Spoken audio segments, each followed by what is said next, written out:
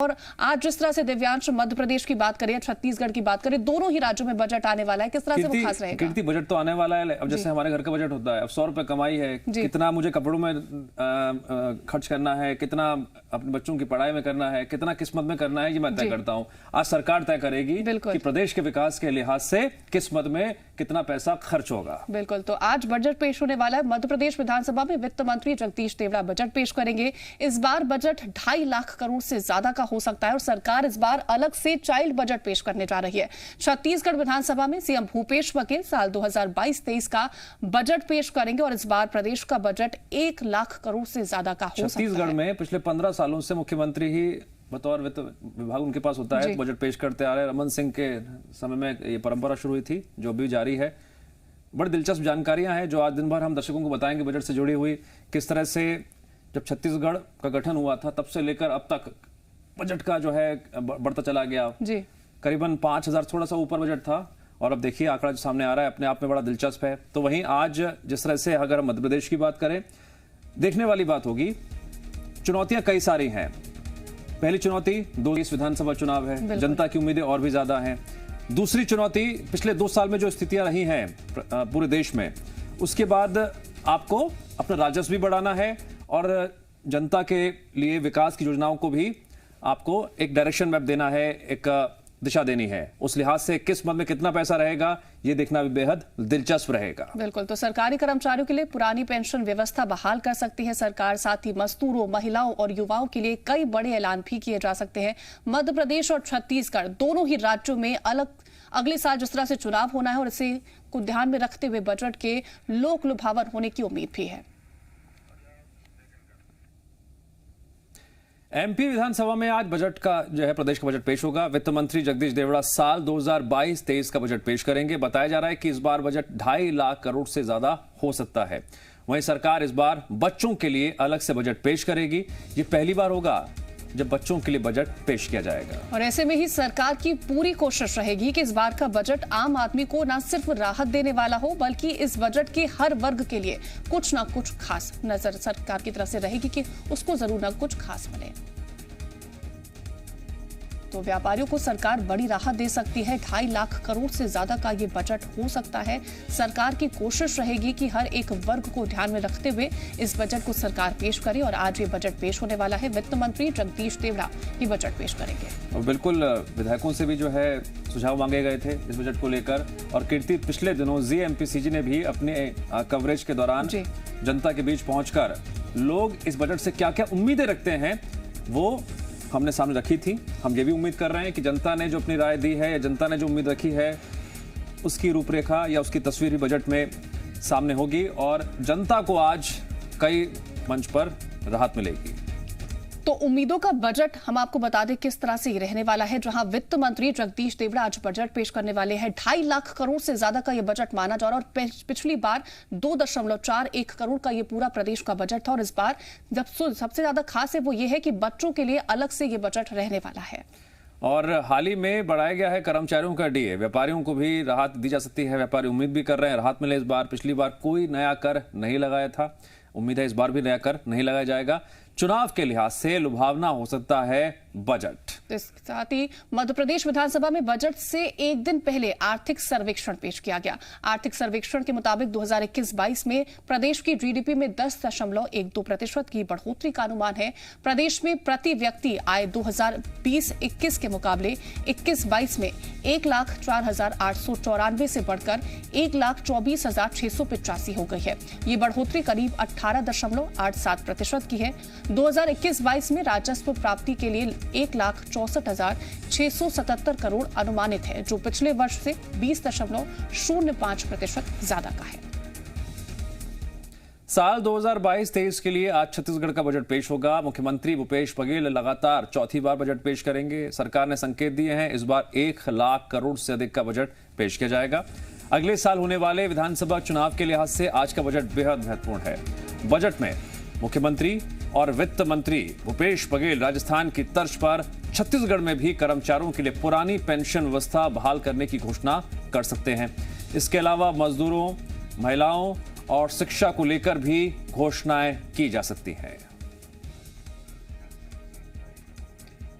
तो तमाम जानकारियों के साथ हमारे दो संवाददाता आकाश हमारे साथ भोपाल से जुड़ रहे और रजनी हमारी संवाददाता रायपुर से जुड़ रही। सबसे पहले आकाश, आपका रुख कर लेते हैं। आज का दिन बेहद खास रहने वाला है क्योंकि आज सरकार बजट पेश करेगी। हर एक सेक्टर यही चाहता है कि सरकार उसको जरूर ध्यान में रखे। तो किस तरह से उम्मीदें हैं और किस तरह से सरकार उस उम्मीदों पर खरा उतरने वाली है? देखिए, बीते कई दिनों से कीर्ति लगातार हम आम जनता की उम्मीद सुन रहे हैं और उम्मीद होना लाजमी भी है क्योंकि साल भर का जो बजट है वो आज पेश होगा। किस्मत में कितना खर्च होना है, इस बार का बजट चुनावी हो सकता है क्योंकि देखिए, निकाय चुनाव, पंचायत चुनाव, इसके बाद 2023 का विधानसभा चुनाव। तो सरकार हर वर्ग को साधने की कोशिश करेगी। सबसे ज्यादा फोकस युवाओं पर, किसानों पर, महिलाओं पर और मजदूर वर्ग पर सरकार का हो सकता है। इसके साथ ही इस बार का बजट इसलिए भी खास है क्योंकि पहली बार मध्य प्रदेश में चाइल्ड बजट लाया जा रहा है, यानी कि बच्चों के लिए बजट का अलग से प्रावधान होगा। इसमें एक ही छतरी के नीचे बच्चों की जो सभी योजनाएं हैं वो आएंगी। सरकार की कोशिश होगी कि फ्लैगशिप योजनाओं को ज्यादा फोकस पर रखा जाए। फ्लैगशिप योजनाएं वो हैं जैसे शिक्षा हो गई, रोजगार हो गया, पर्यावरण हो गया, या फिर ग्रामीण विकास की बात करें, शहरी विकास की बात करें। तो इन तमाम कोशिशों के जरिए समाज के हर एक वर्ग को साधने की कोशिश की जाएगी क्योंकि देखिए, पिछली बार कोई नया कर नहीं लगाया गया था क्योंकि कोरोना का दौर था। बजट में इस बार सरकार क्या प्रावधान करती है व्यापारियों के लिए और जो व्यवसायी हैं उनके लिए, क्या नया कर लगाया जाता है या नहीं लगाया जाता है, यह भी देखना बहुत महत्वपूर्ण होगा। कोरोना के बाद शिक्षा के स्तर पर ध्यान देना बहुत जरूरी है। डिजिटल यूनिवर्सिटी, स्किल यूनिवर्सिटी और डिजिटल लाइब्रेरी, इन सब बातों पर सरकार का फोकस हो सकता है क्योंकि बीते 2 साल में जो परिस्थितियां दिखी उसके अनुसार परिवर्तन की खासा जरूरत है। और इसके बाद स्वास्थ्य को लेकर अगर हम बात करें तो स्वास्थ्य पर भी इस बार इस बजट में फोकस देखने को मिलेगा। हालांकि कोरोना की लहर में मैनेजमेंट अच्छा रहा सरकार का, इसके बाद तमाम तरह की कोशिशें भी की गई उसे और दुरुस्त करने की, लेकिन इस बजट में स्वास्थ्य के लिए अच्छा बजट पेश करने का अनुमान है क्योंकि देखिए, जीडीपी भी इस बार आर्थिक सर्वेक्षण में देखें तो बढ़ी है और 2.5 लाख करोड़ का बजट होने वाला है। तो हर वर्ग को राहत जरूर मिलेगी। सुबह 11 बजे मध्य प्रदेश विधानसभा का सत्र शुरू होगा। इसके बाद वित्त मंत्री जगदीश देवड़ा 2022 और 23 का बजट पेश करेंगे। ठीक है आकाश, आपने आर्थिक सर्वेक्षण की बात की है तो आर्थिक सर्वेक्षण के मुताबिक मध्य प्रदेश हो या फिर छत्तीसगढ़, प्रति व्यक्ति आय दोनों प्रदेशों में बढ़ी है, ये अहम बात है। बहरहाल हम बात कर लेते हैं बजट से जो उम्मीदें हैं। रजनी, पुरानी पेंशन स्कीम, इसको लेकर क्या आज के बजट में बड़ी खबर सामने आ सकती है?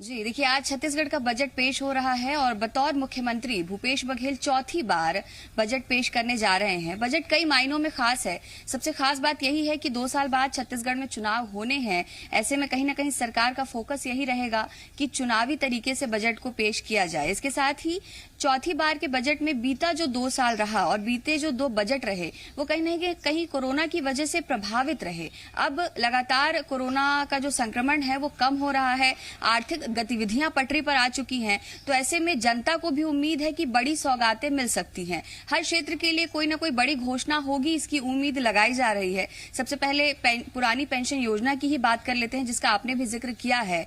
राजस्थान सरकार की तर्ज पर छत्तीसगढ़ सरकार भी पुरानी पेंशन योजना लागू कर सकती है। इस बात को लेकर भीतर खाने में चर्चा है और अगर ये योजना लागू हो जाती है तो सरकार का भी आर्थिक दबाव कम होगा। इसके साथ ही जो पेंशनर्स हैं उनके लिए भी ये राहत की बात होगी। पेंशन के अलावा भी कई सेक्टर है चूंकि सरकार का ध्यान हमेशा से ही गांव, किसान पर रहा है। तो इस बार के बजट में भी किसानों के लिए, गांवों के लिए कोई बड़ी घोषणा की जा सकती है, ये संभावना है। छत्तीसगढ़ सरकार ने किसान मजदूर न्याय योजना भी शुरू की है, उसको लेकर कोई बड़ी सौगात मिल सकती है। इसके साथ ही अगर महिला और बच्चियों की सुरक्षा की बात की जाए तो नोनी सुरक्षा योजना सरकार ने शुरू की है। उस योजना के तहत कोई बड़ी घोषणा हो सकती है, इसकी भी संभावनाएं हैं। शिक्षा में नए कॉलेजेस खोले जा सकते हैं, चाहे वो ITI हो या मेडिकल कॉलेज हो या दूसरे कॉलेज हो। अब नए कॉलेजेस खोले जाएंगे और वहां पर जो सुविधाएं हैं वो बेहतर की जाएंगी, इसकी संभावना है।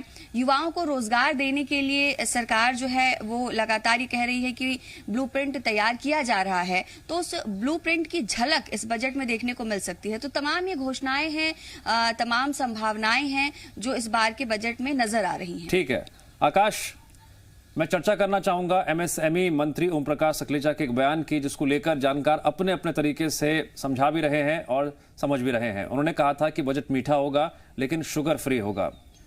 क्या सेहतमंद रहेगा मध्य प्रदेश की जनता के लिए? मायने तो यही है, क्योंकि देखिए अगर शुगर फ्री कह रहे हैं कि बजट मीठा होगा लेकिन शुगर फ्री होगा तो निश्चित तौर पर सेहतमंद ही होगा, क्योंकि सरकार का दावा जो है वो यही बताता है कि हर वर्ग को साधने की कोशिश में सरकार है।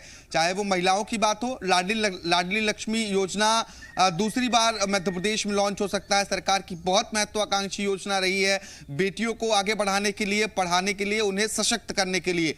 और संबल योजना जिसे कमलनाथ की सरकार के दौरान बंद किया गया था, इस बजट में इस योजना को भी संबल मिल सकती है, क्योंकि MSME मंत्री की अगर हम बात करें तो लघु सूक्ष्म मध्यम उद्योग वो देखते हैं और इस क्षेत्र में मध्य प्रदेश काफी आगे गया है। तो इस क्षेत्र को और मजबूत करने की कोशिश की जाएगी कि युवाओं को रोजगार मिल सके, चाहे वो इंदौर के इंडस्ट्रियल एरियाज की बात हो, पीथमपुर की बात हो या फिर ग्वालियर अंचल, मुरैना अंचल में हम बात करें, जो क्लस्टर्स खोलने की बात की जा रही थी उन पर फोकस करने की हो।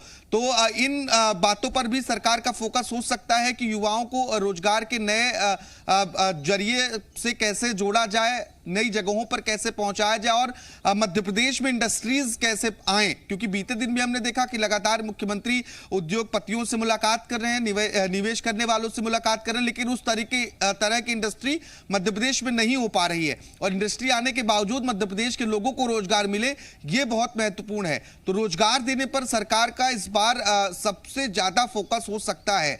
दूसरी ओर पेट्रोल डीजल की अगर हम दिव्यांश बात करें तो जो वैट पेट्रोल और डीजल पर दिए जा रहे हैं उसके कारण दाम मध्य प्रदेश में लगातार बढ़े हैं। 107 रुपए के करीब आज की डेट में पेट्रोल है, तो ऐसे में वैट कम करने पर भी सरकार विचार कर सकती है। लेकिन पुरानी पेंशन योजना की बहाली को लेकर मध्य प्रदेश में असमंजस की स्थिति है।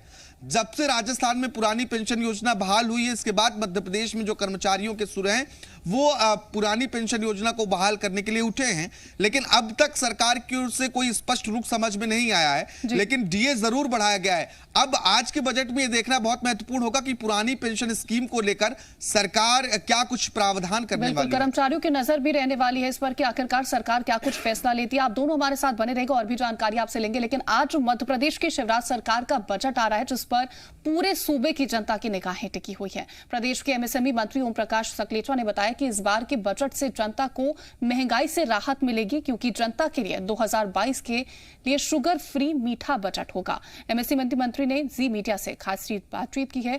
प्रमोद शर्मा हमारे संवाददाता ने उनसे बातचीत की। 2022 का बजट आने वाला है। बजट से अलग अलग वर्गों को बहुत सारी आस है। सरकार क्या सोचती है बजट को लेके, कैसा बजट, जनता हितैषी बजट होने की बात कही जा रही है। MSME मंत्री ओम प्रकाश सकलेचा साहब मेरे साथ मौजूद हैं।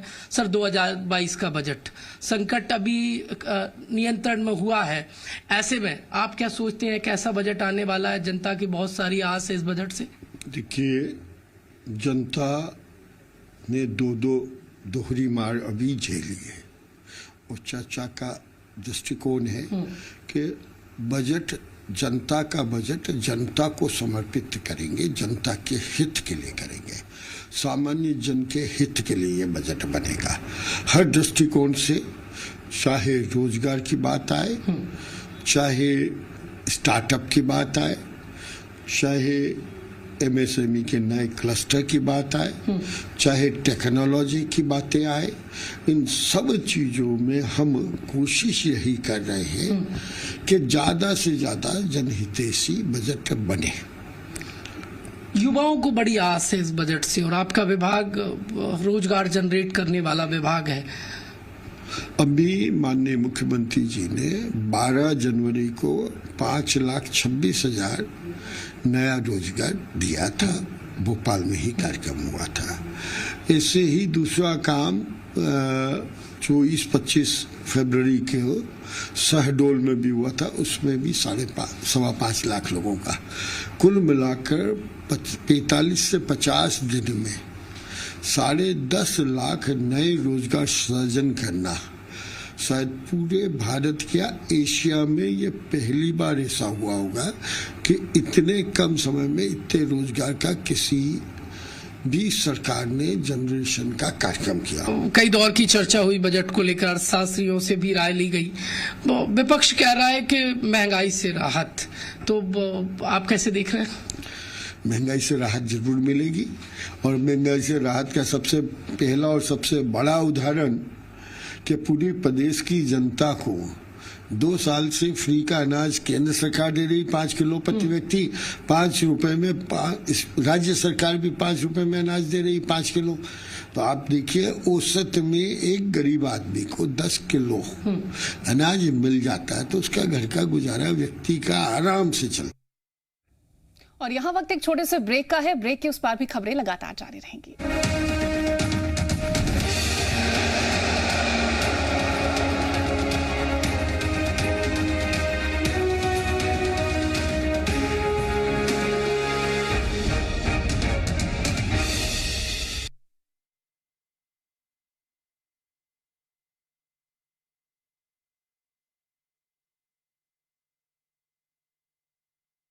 खबरों में बने रहने के लिए आप हमारे फेसबुक, ट्विटर और इंस्टाग्राम पेज को फॉलो कर सकते हैं। लेटेस्ट अपडेट के लिए आप हमारे यूट्यूब पेज को सब्सक्राइब भी कर सकते हैं। और हाँ, बेल आइकन पर क्लिक करना ना भूलें।